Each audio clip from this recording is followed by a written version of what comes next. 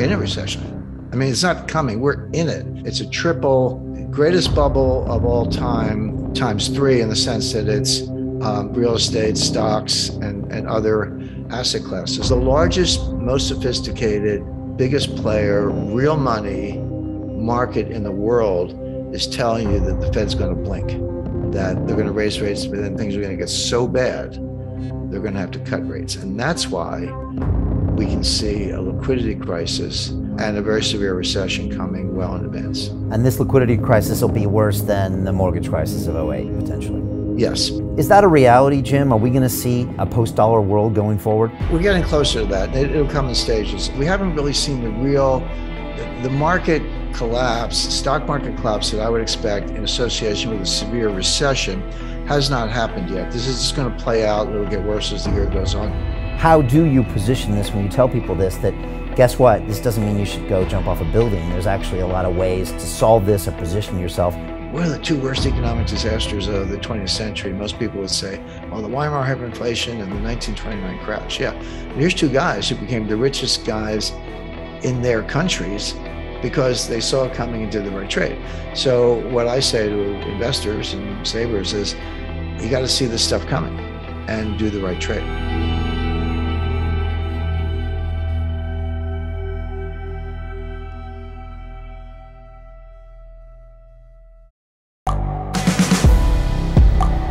The world is changing. Inspiration is everywhere. It has never been so easy to connect, share, and bring people together. We're learning from others and finding the best in ourselves. Challenging our beliefs. Sharing our vulnerability. Overcoming our fears. Transforming ourselves so we can transform the world. How far can we go? This is London Real. I am Brian Rose. My guest today is...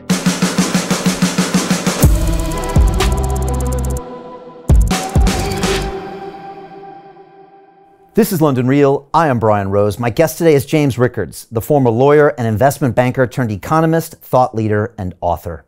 You have over 35 years of experience working in capital markets on Wall Street in senior positions at Citibank and the hedge fund Long-Term Capital Management, as well as being an advisor to the CIA and the Pentagon. As a highly sought-after financial expert, you've been a contributor to publications like the Financial Times, the Evening Standard, and the Washington Post. You have topped the New York Times bestseller list on multiple occasions with titles including The Death of Money and Currency Wars, and your latest book, Sold Out, outlines your predictions for our post-pandemic future and how we can best prepare for the inevitable economic collapse. You believe that now we are facing unprecedented challenges that will ultimately lead to a great reset, a rise in CBDCs, and as a result, a cashless society. James, welcome back to London Real. Thank you, Brian. It's great to be with you. It's great to have you here. I just want to say before we get started that you recorded a separate video for us called Countdown to Crisis that talks about how this crash will be, and I quote, fast, bloody, and unavoidable. And people can watch this video separately at londonreal.tv/Jim. That's Jim. There'll be a link below. You also talk about how to position yourself to profit from this crash in 2022. So thanks for doing that. And Jim, you know, where do we start? I think you were on the show here in London 5-6 years ago. I saw you over in Phoenix before that. But we're really in an interesting situation right now in the world. I don't think we've had such a openly obvious crisis when you and I have been talking. What do you see when you look out, you read the news about inflation, the war in Russia, you know, everything going on with the dollar? What do you see, Jim?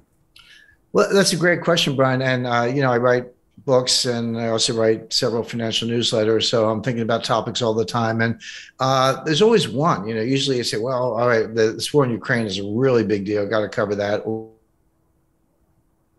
Implosion, financial implosion in China, really big deal. I got to cover that. Or what's going on in the U.S. with basically a mentally incapacitated president. That's, I don't know if it's unprecedented, but I guess since Woodrow Wilson anyway. And other topics, I could give you a long list, you know, maybe the end of the dollar's role as a global reserve currency, et cetera. The difficulty now are 2 things. Number one, they're all going on at once. Like, any one of those topics would, fill a newsletter or a present or, interview like this, et cetera. It'd be a big topic, a heavy lift, but they're all going on at once. And number two, they're not unrelated. There are all kinds of correlations. The breakdown and collapse of the global supply chain, which preceded COVID. A lot of people say, well, COVID came along. Of course, it messed up the supply chain. In my new book, Sold Out, I've got very, very good documentation that shows, no, the supply chain was breaking down before COVID. Now, of course, COVID made it worse, yes. And the war in Ukraine made it worse yet, yes. But this really started with Trump's trade war in 2018. So that, like I said, there's a thread that runs through all these things. So not to throw out my hands, I'm not going to do that. But when you ask me that, I'm thinking, well, you want to talk about China, Ukraine, supply chain, Biden, they're all a big deal. If in terms of tragedy, probably the war in Ukraine is the most important because it's highly, highly significant economically and strategically. But of course, it's a human tragedy going with it. If Chinese real estate implodes, okay, there's some hardship here and there, but it's not like people being killed or maimed or forced into refugee status. And that is part of what's going on in Ukraine. So that's probably the biggest single one, but I wouldn't miss the fact that all these things are going on at once. What's the one that people are asking you most about? I mean, is it Americans looking at inflation and looking at, all of their savings kind of just going down to being worthless? Is that the one that are on a lot of Americans' mind right now? And yeah, Americans, yes. It's interesting because I do have, kind of an international following, but there are certain pockets. I mean, there are certain countries where, there's interest in what I do, or my books are published in that language, et cetera. So I have a good German following, and of course the Germans want to know what's going on with energy, Japanese following and so forth. But yeah, the United States, the number one question, of course, everyone's concerned about inflation, but there's a big backstory there. But I always say when it comes to your own money, everybody has a PhD in economics. You don't need Larry Summers to tell you what's going on with your budget and your ability to feed your family or keep a roof over your head. So people get inflation. It's one of the reasons it's so politically toxic is because it's unavoidable. You can't fudge it. You can't spin it. It's like, hey, if I used to fill up my Ford F-150 truck for $50 and now it's $125, A, you get it. It's right in your face. And B, that's $75 that you don't have to take your spouse out to dinner, buy a new jacket or whatever. So there's kind of demand destruction at the same time you're spending more money on the one thing you can't do without. So people get it. But then from there, the question I get the most is, hey, Jim, is this going to cause a recession? Are we going to have a recession? And as recently as a few months ago, I would say, yeah, I think so. You can see it coming late this year, early next year. Now I say, we're in a recession. I mean, it's not coming. We're in it. And there's data. I never make statements like that, Brian, without supporting it. We know that, so first quarter 2022 is done, has been for a while. And the U.S. economy declined 1.6%. That number's in the books. The second quarter is done. We don't have the official number. We won't until about 10 more days. The U.S. government will release that. But we have very, very good estimates, particularly from the Federal Reserve Bank of Atlanta. They have a kind of a real-time tracker. And as of today, they're saying second quarter down 1.6%. So the standard definition of a recession is 2 consecutive quarters of declining GDP. There are a few more bells and whistles having to do with unemployment and a few other things, but that's the rule of thumb. So based on that, and based on the best available estimate for a second quarter likely to be accurate, we're in a recession today. Now, it's not severe, but that's like saying I'm in bed with pneumonia, but I'm not dying. Well, okay, but we're in a recession right now. And there's a lot of whistling past the graveyard. I mean, the stock market is still greatly overpriced. There's still the buy the dips mentality hasn't gone away. It's still there. You got people like Jim Cramer yelling, buy Netflix or whatever. There's institutional support. There's momentum trading. Of course, 95% of the trading is by robots. So you got to reverse engineer the 27-year-olds from Bangladesh who don't get out much. They're the ones really writing these algorithms. I mean, brilliant engineers, but you'd have to show them around Wall Street. So all that's going on. So we haven't really seen the market collapse, stock market collapse that I would expect in association with a severe recession has not happened yet. This is just going to play out. It'll get worse as the year goes on. All right, so you're expecting a major correction in stock markets on the back of a recession. I mean that is my expectation. I have my own models and I look at it closely. But if you listen to Michael Burry, Jeremy Grantham, Charlie Munger, these people have been around and they run hundreds of billions, and they're saying the same thing. So I mean, Jeremy Grantham did so every now and then someone will throw some statistic at me. And I go, how long is your time series? And I go, oh, we took it back 5 years. I was like, talk to me if you've done it for 100 years, because that's a little more meaningful. But Jeremy Grantham actually did do a 100-year time series and looked at bubbles all over the world, 1929 US, 1989 Japan, 2000 dot-com stocks, and many others. And he said he's never seen anything like it. It's a triple greatest bubble of all time times 3, in the sense that it's real estate, stocks, and other asset classes. So I do. That is my view, but it's shared by a number of other analysts. And that would mean like S&P coming off another 20-30%? Yes. And again, you have to remind people, 1929, everyone's like, October, I think 18th or 19th. It was late October 1929. The stock market fell 22% in 2 days. It wasn't one day. It was, it was like 12% one day, 11% the next day. So 23% over 2 days.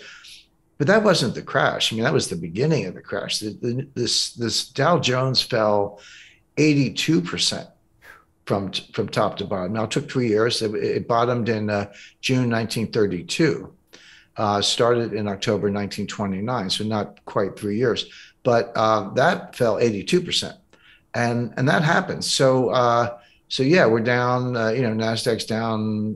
Bounced back a little bit in recent days. Down close to 30%.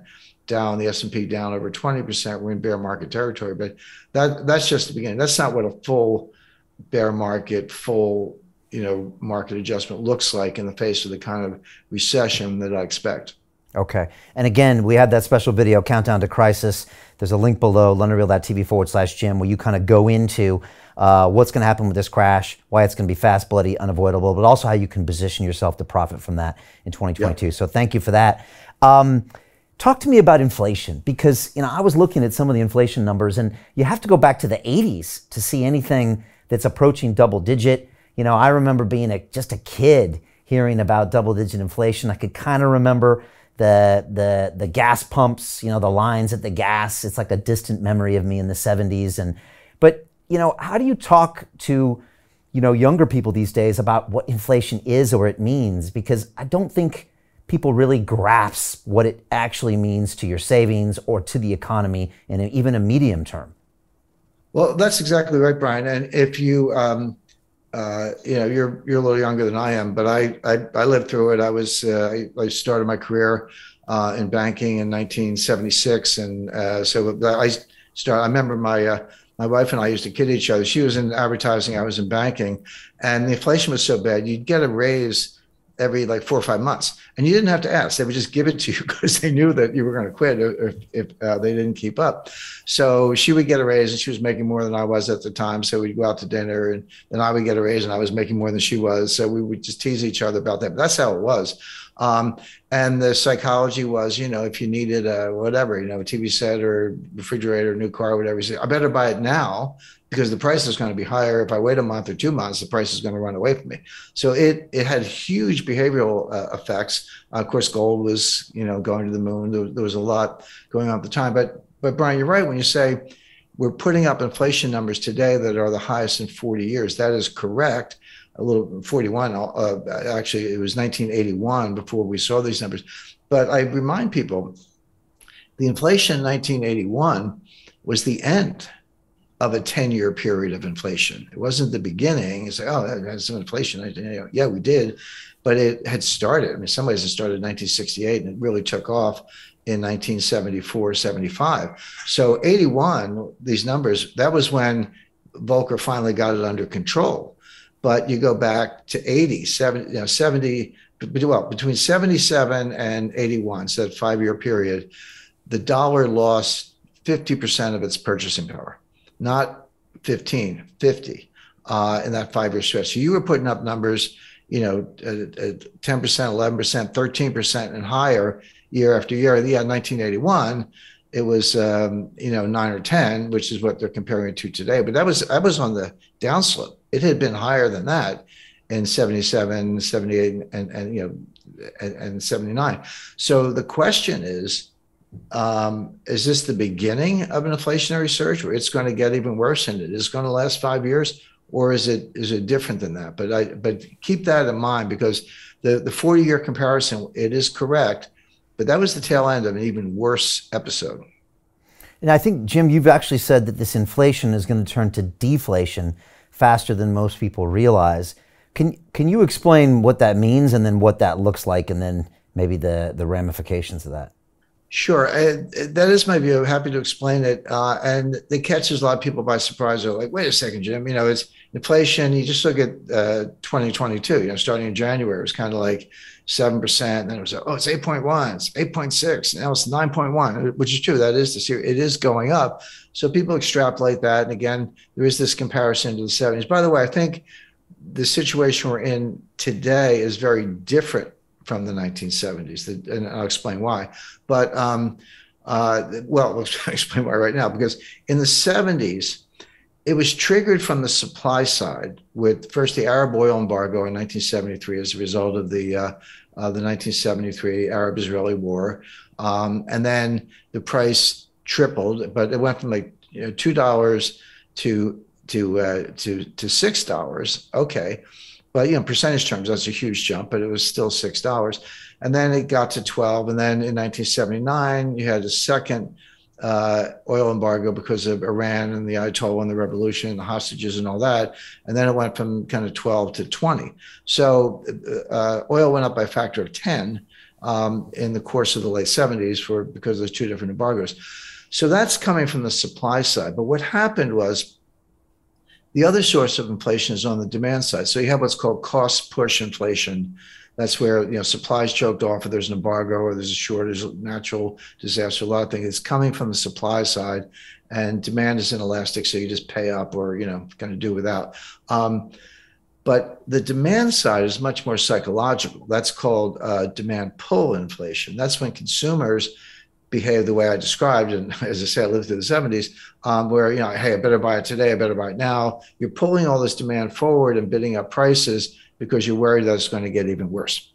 So as that applies to today, we are starting with the cost push inflation, mainly the price of energy, but the price of food is a big factor. And of course, they're related. It's like, here's the energy, here's the food. Where do you think the food comes from? To get the food, you got to feed the pigs and cows. What do you feed them? You feed them corn. How do you get corn? Well, you grow it on a farm. You need nitrogen fertilizer. You need diesel in your tractors.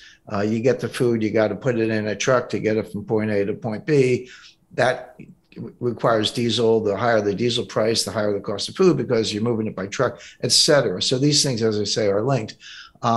But food prices are going up substantially, and the two things you can't do without are gas in the car and food. So you have that cost push inflation. We're not quite at the stage where it's demand pull. We're not quite at the stage where individual consumers are behaving the way I described in the 1970s, saying, "Hey, better spend the money fast because it's losing value," and you see that in inflationary expectations and inverted yield curves. And I'll come back to that because that's a really big deal. If you thought inflation was going to run away, as it did in the 70s, yield curves would be steeply sloping and people would be in a frenzy to buy stuff. They're not. And the yield curves are not sloping or upward sloping. They're inverted. They're going down. That tells you that, and we also see this in inflationary expectations. Inflationary expectations don't drive inflation here and now. What does is inflation here and now can feed on itself. Inflationary expectations don't drive it, but they tell you a lot. They're information rich. They tell you a lot about what people expect. What the yield curve is telling us, what inflationary expectations are telling us, and other factors are telling us is that, yeah, there's inflation now, but the Fed's going to kill it, and they're going to kill it by destroying demand and throwing us into a recession. And here's where it gets interesting, because you could flip from this kind of inflation to disinflation or even deflation very quickly. And people are definitely not prepared for that. Well, I'm sorry, I shouldn't say that. Kind of everyday consumers are prepared for it. I'm not sure Wall Street and mainstream economists and policymakers are prepared for it. They're just extrapolating the inflation, saying, well, the Fed's going to kill it. Yeah, they might kill it, but at a price, at a very steep price. And consumers are really bracing for that. So, this even Jay Powell said the soft landing is a myth. There's not going to be a soft landing. It's going to be a hard landing, but that's not priced into markets. The markets are kind of pricing in a squishy landing or a soft landing or from the runways. They're not pricing in a really hard landing, and that is what we're going to get. Wow, it's going to be interesting to watch. And no one's talking about deflation, so that will be an interesting potential end to this. You talked also about an emerging global liquidity crisis, and maybe you could explain what that is. Obviously, last time you were here in London, Jim, you and I spoke about, the long-term capital management crisis of '98, where there was a real liquidity issue. And I think you guys had $1.7 trillion worth of derivatives at the time. And then we saw that happen again in '08. Well, first of all, maybe tell people, what is it like to go through a liquidity crisis? People don't realize how bad things were in '98 or even in '08. And then what would one look like now? They kind of all look the same. I mean, they pop up in different places. In 1998, it was long-term capital management. The sequence there was interesting because that crisis actually started in June 1997 in Thailand, when there had been a huge capital inflows at a fixed exchange rate. And Thailand said, sorry, we're going to devalue the baht. And everyone said, oh, gee, I borrowed dollars and invested in Thai assets. Now they're worth half. Get me out of here. They dumped everything. And then that spread to Malaysia. That happened to be pretty well acquainted with Dr. Mahathir, who was prime minister at the time. He has some interesting stories to tell about that.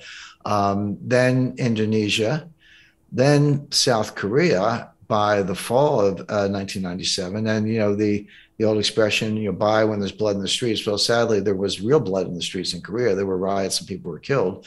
And then it cooled off a little bit, and then up pops Russia, by April, and then that came to a head in August of 1998. And the whole world was waiting for Brazil. Brazil was the next dominant. Like I said, Thailand, Malaysia, Indonesia, South Korea, Russia. Here comes Brazil. No, here comes long-term capital management. We were we were like a country in terms of size and leverage and all that, and that became the epicenter of the crisis. And of course, I negotiated that bailout, so I had a pretty front row seat. My wife remembers I was getting, if I got any sleep, a lot of people didn't sleep for 5 days, but I said, I got to get at least 2 hours in here because I got to make decisions. And one night I went to bed at 1 o'clock and I was going to get up at 5, but at 3 o'clock, the phone rang and it was the Italian finance ministry. They were looking for some information on some unsecured loan agreement they happened to be in. We were the biggest holder of Italian government debt. So I took the call, and then she said, well, when you were done, you went right back to sleep. It took you 2 seconds to fall asleep. So that's how crazy it was. But and you guys were the smartest guys in the room at long-term capital management. You had, well, I think it was Myron Black, one of the MIT professors that had done we had two Nobel Prize winners. The creators of the Black-Scholes formula were it was Myron Scholes, Fisher Black, and Robert C. Merton. And it's called Black-Scholes, but everyone recognizes that Bob Merton made indispensable contributions mathematically, and he shared the Nobel Prize. To their credit, by the way, when those guys won the Nobel Prize in '97, Fisher Black had passed away, but Bob and Myron took the money and split it 3 ways and gave 1/3 to Fisher's widow, which was a very classy thing to do. So that was and well deserved, of course. But so we had 2 Nobelists, but the average IQ around the place was like 165 or something. It was crazy. You should always aspire to be the dumbest guy in the room, and I actually achieved that on a number of occasions. We had MIT professors. David Mullins was former vice chairman of the Fed, the youngest full professor in the history of Harvard University, and lesser known names, but well known in the industry. Greg Hawkins, we call him the Hawk. So there was no shortage of talent. But so John Goodfriend from Solly was there as well. He was not. John Goodfriend was the boss at Solly when these guys coalesced as the in-house arbitrage team. Okay. We just did not to digress too much, but that blew up in a scandal. People went to jail in 1991 because Solomon. It was not our guys. It was Paul Moser lied to the Treasury. He was trying to corner the market in 2-year notes. It was like right out of like 1869. It was the gold squeeze, but he's trying to corner the market in 2-year notes, and there was a ceiling on how much any dealer could own. I think it was 25 or 30% of the issue. But he lied. He said, well, we're bidding for customers, which was okay. And he bought like 70% of the issue, but he lied about the fact that it was for the house account. He was saying it was for customers. And of course, he came close to cornering the market, but it was found out. He went to jail. But that caused the board to fire everybody. John Merriweather was not fired, but he chose to resign in the face of, he was not implicated, but it was kind of like he was vice chairman, so it was hard for him not to be affected.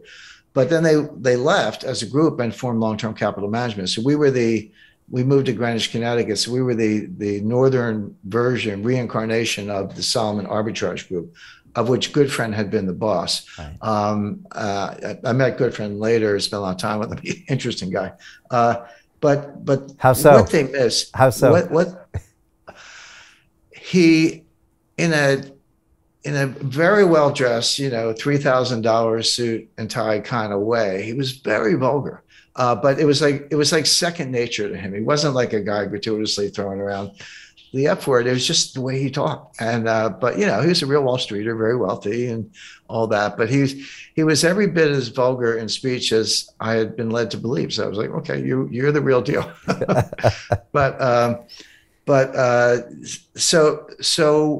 Okay, so you got a whole bunch of 165 IQs and 2 Nobel Prize winners and all the modeling technological capability you could possibly. What did they get wrong? They had an a priori assumption that when spreads widened, when I say spreads, 2 instruments, off the run treasuries versus on the run treasuries, or on the run treasuries versus treasury futures. And you could apply this to anything, Japanese stocks, French stocks, and we did.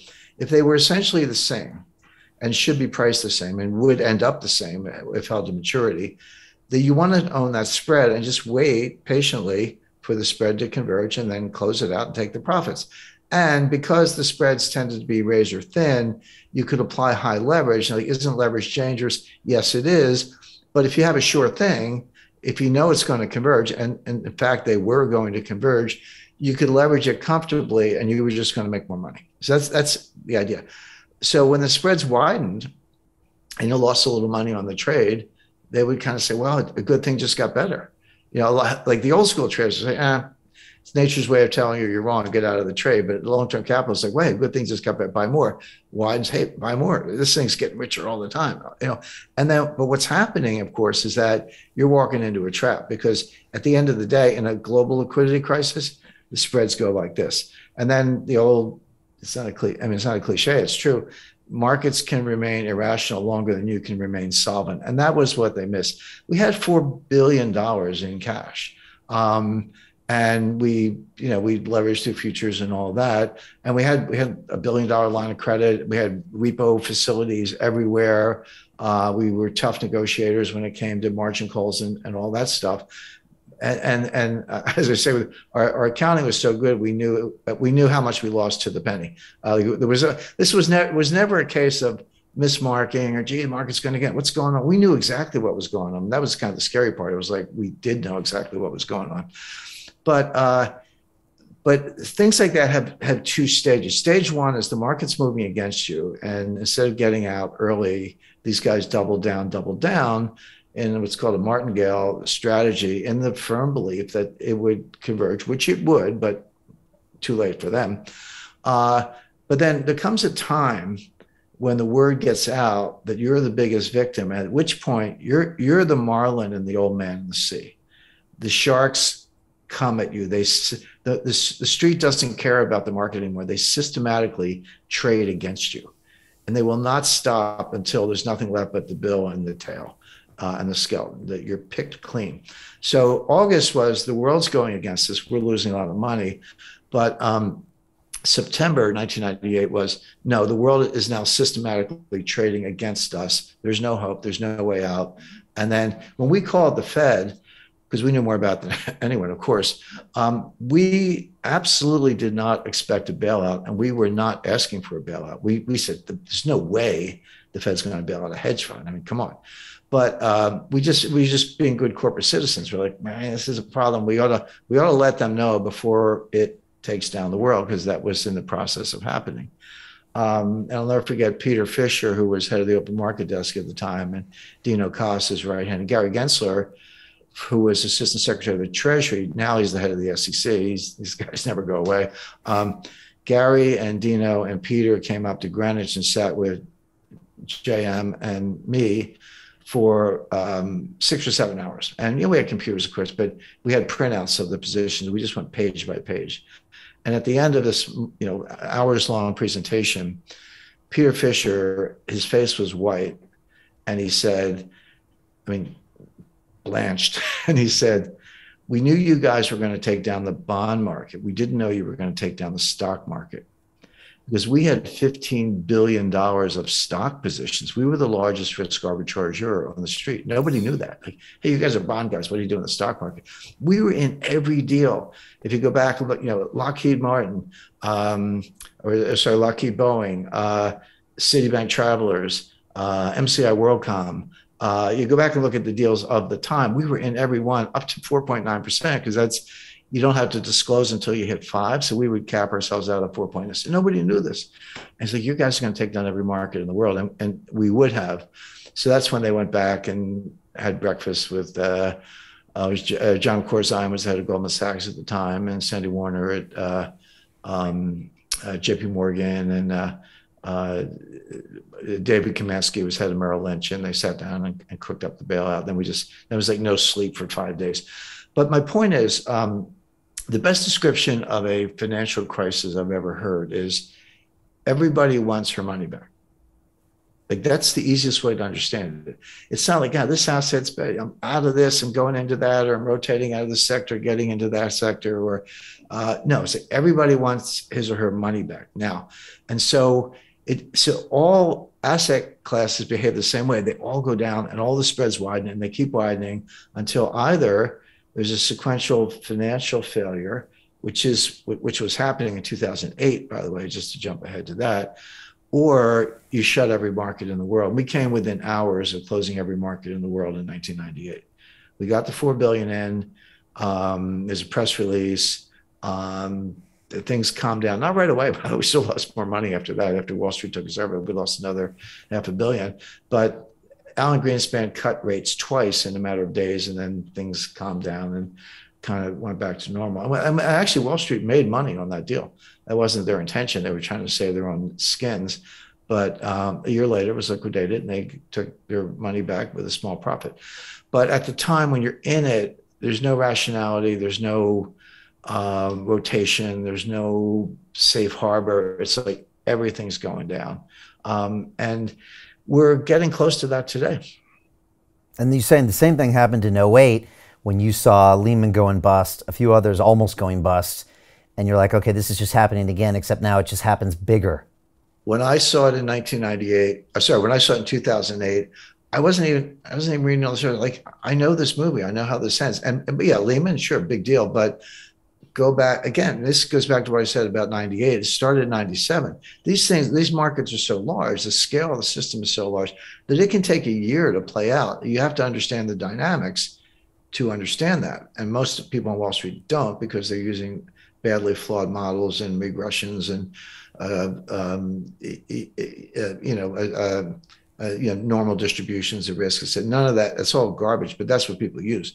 But if you understand complexity theory and complex system dynamics, you also understand that it takes a while to play out. An avalanche starts with a snowflake and ends up burying a village. You're supposed to be looking for the snowflake. And in 2008,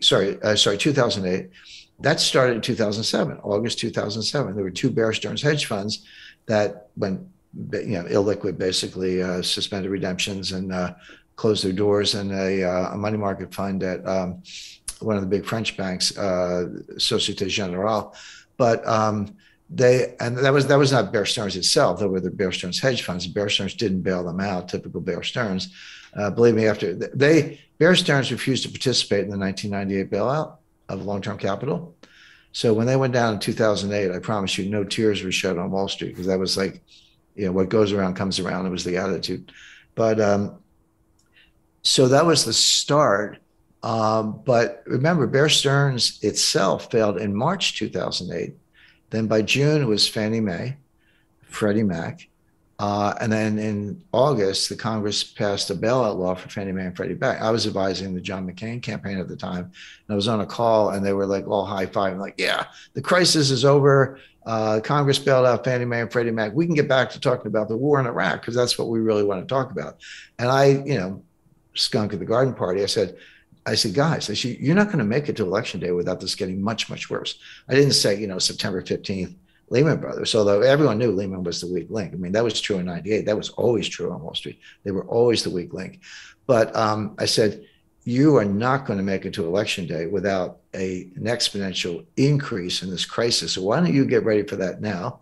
Write your speech, have a 4-point plan. It doesn't matter what the points are, just have them, and put your guy on the steps of Treasury and reassure the American people you'll win the election.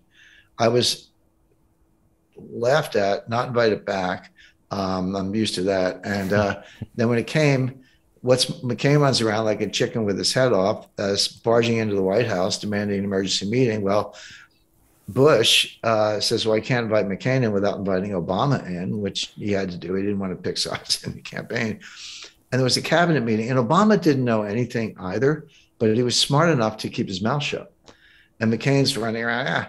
So American people looked at that and they go, you're nuts. You kind of look calm, cool, and collected. If you look at the polls, they reversed. Obama was behind until Lehman. And then after Lehman, and days later, Obama went ahead in the polls. So that was a turning point in the election.